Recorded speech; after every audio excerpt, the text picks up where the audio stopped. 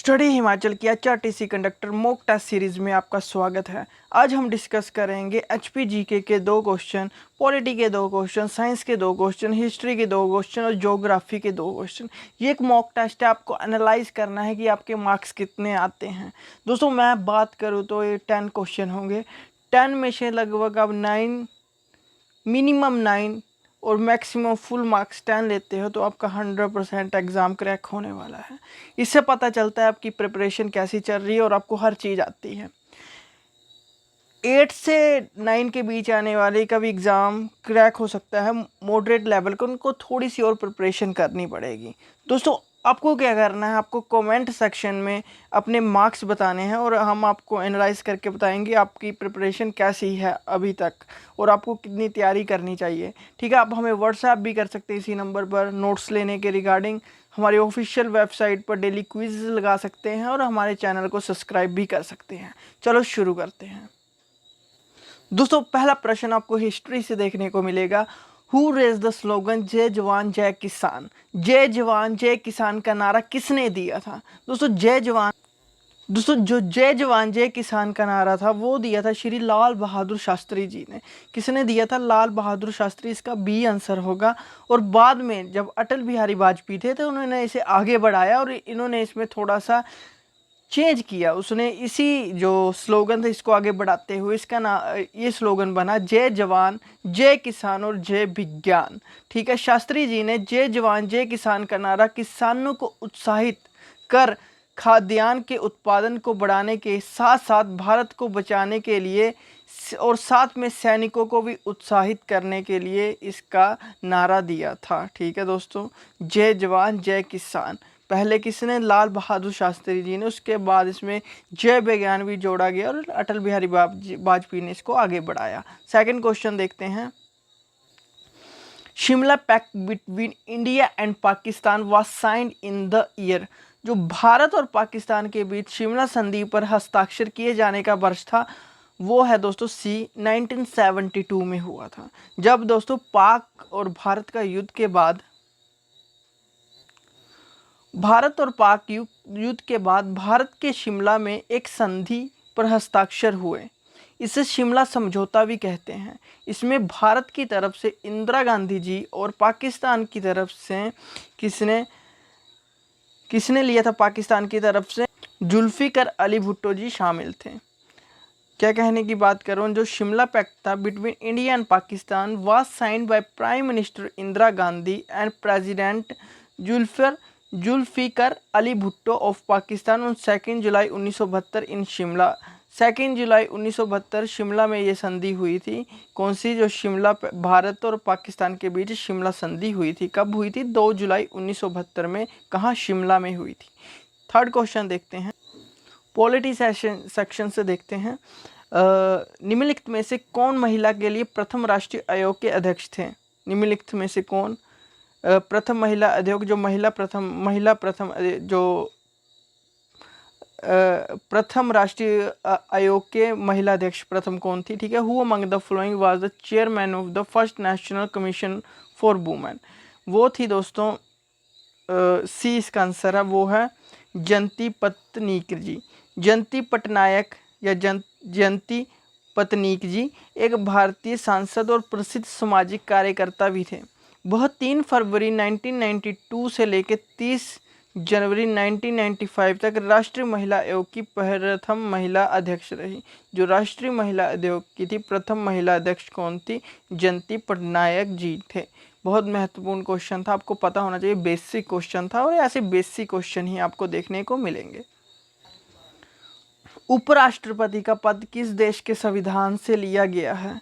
The post of vice president is taken from which country constitution? इसका answer है दोस्तों संयुक्त राज्य अमेरिका, मतलब कि अमेरिका से लिया गया है। जो भारतीय संविधान में उपराष्ट्रपति का पद संयुक्त राज्य अमेरिका के संविधान से लिया गया है। बट एक बात याद रखनी है, जो भारत के उपराष्ट्रपति हैं वो राष्ट्रपति के बाद भारत के दूसरे सर्वोच्च संवैधानिक व्यक्ति होते हैं। और जो एक इम्पोर्टेंट लाइन है कि जो भारतीय संविधान का अनुच्छेद 63 ये निर्धारित करता है कि भारत का एक उपराष्ट्रपति होगा।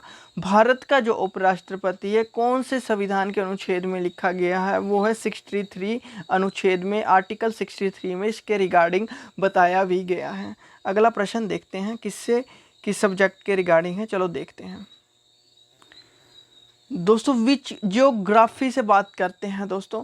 Which country is the largest producer of wool, निम्नलिखित में से कौन सा देश उनका सबसे बड़ा निर्माण करता है, वो है दोस्तों बी, ऑस्ट्रेलिया है। दोस्तों ऑस्ट्रेलिया उनका प्रमुख उत्पादक है जो ज़्यादातर मेरिनो भेड़ से प्राप्त होती है, जो उन ऑस्ट्रेलिया में प्राप्त होती है ज़्यादातर वो है मेरिनो भेड़। न्यूजीलैंड उनका दूसरा सबसे बड़ा उत्पादक है और ये क्रॉस ब्रेड उनका सबसे बड़ा उत्पादक है। चीन उनका तीसरा सबसे बड़ा उत्पादक है। देखिए दोस्तों, पहला ऑस्ट्रेलिया, दूसरा और जो न्यूजीलैंड है वो दूसरा सबसे बड़ा है और तीसरा चीन है। देखिए ऑस्ट्रेलिया में मेरिनो भेड़ का उत्पादक सबसे ज़्यादा जहाँ से ऊन प्राप्त की जाती है, न्यूजीलैंड दूसरा है पर वहाँ से क्रॉस ब्रेड ऊन का सबसे बड़ा उत्पादक है और चीन है वो तीसरा सबसे बड़ा उत्पादक है किसका, ऊन का। ठीक है दोस्तों, आपको ये बताना है कि भारत का कौन सा नंबर आता है इसमें। दोस्तों who among the following is the largest planet in our solar system, निम्नलिखित में से कौन सा हमारे और सौर मंडल का सबसे बड़ा ग्रह है, वो है दोस्तों बृहस्पति, जिसे हम जुपिटर भी कहते हैं। बृहस्पति सूर्य से 5वां ग्रह है और सौर मंडल का सबसे बड़ा ग्रह है। जो Jupiter is the 5th planet from the sun and the largest planet in the solar system. ये एक गैसीय विशालकाय है, ठीक है, गैसेस से बना हुआ है। ये एक हाइड्रोजन और हीलियम से भी बना हुआ है। हाइड्रोजन और हीलियम इसमें मुख्य घटक भी हैं, ठीक है, मेन कंपोनेंट इसमें हाइड्रोजन और हीलियम ही पाए जाते हैं। नेक्स्ट देखते हैं कौन से सब्जेक्ट से आप, आई होप आपको क्वेश्चन सही हुए होंगे और आपको कमेंट सेक्शन में बताना है कितने क्वेश्चन सही हुए हैं, जिससे आप हमारी टीम आपको एनालाइज करके बता पाएँ कि आपकी प्रिपरेशन कैसी चल रही है और आपको कितनी तैयारी और करनी पड़ेगी, कितनी परसेंटेज की तैयारी और करनी पड़ेगी, कितने हावर और पढ़ना होगा। कमेंट सेक्शन में अपने मार्क्स जरूर बताएं। दोस्तों साइंस से प्रश्न देखते हैं। केमिकल नेम ऑफ विनेगर, जो सिरका होता है उसका रासायनिक नाम क्या है, एक बेसिक सा क्वेश्चन है।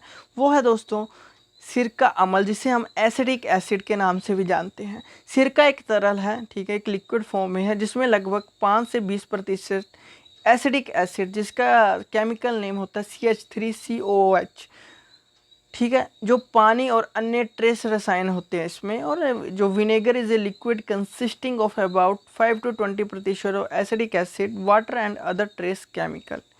इसे रासायनिक रूप से एसिडिक एसिड के रूप में भी जाना जाता है, ठीक है, it's a chemical known as acidic acid. सिरका को एसिडिक एसिड के नाम से जाना जाता है, जो केमिकल नेम है इसका। नेक्स्ट क्वेश्चन देखते हैं। तो क्वेश्चन इस प्रकार से है, निम्न में से कौन सा रंगहीन है, which of the following is colourless, colourless कौन सा है, वो है दोस्तों बी, ऑक्सीजन है। दोस्तों oxygen is a chemical element, ठीक है, विद सिंबल ओ, ऑक्सीजन का सिंबल होता है O and atomic number oxygen का होता है 8। ये भी याद रखना, निम्न में से कौन सा रंगहीन है क्वेश्चन बनता है, वो है ऑक्सीजन। सीधे से सीधे इन आपने आंसर कर देना है, जैसे आया ऑक्सीजन कहीं पे नज़र आया आपको कोई जब MCQ में, तो सीधे आपने ऑक्सीजन आंसर करके आ जाना है, ठीक है। नेक्स्ट क्वेश्चन देखते हैं। दोस्तों HPGK की बात करें तो which of the following valley lies between the Dhauladhar and Pir Panjal, निम्नलिखित में से कौन सी घाटियां धौलाधार और पीर पंजाल के बीच में स्थित हैं।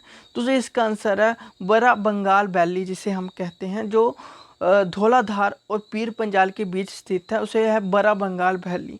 जो बड़ा बंगाल वैली होती है lies between Dhauladhar and Pir Panjal. बहुत ही महत्वपूर्ण क्वेश्चन है, HRTC एग्जाम में यही क्वेश्चन आपको देखने को मिलेगा 100%। अब बहुत ही महत्वपूर्ण क्वेश्चन है ये, बहुत ही 2020 में बहुत बार ये क्वेश्चन पूछा भी गया है। चलो नेक्स्ट क्वेश्चन देखते हैं।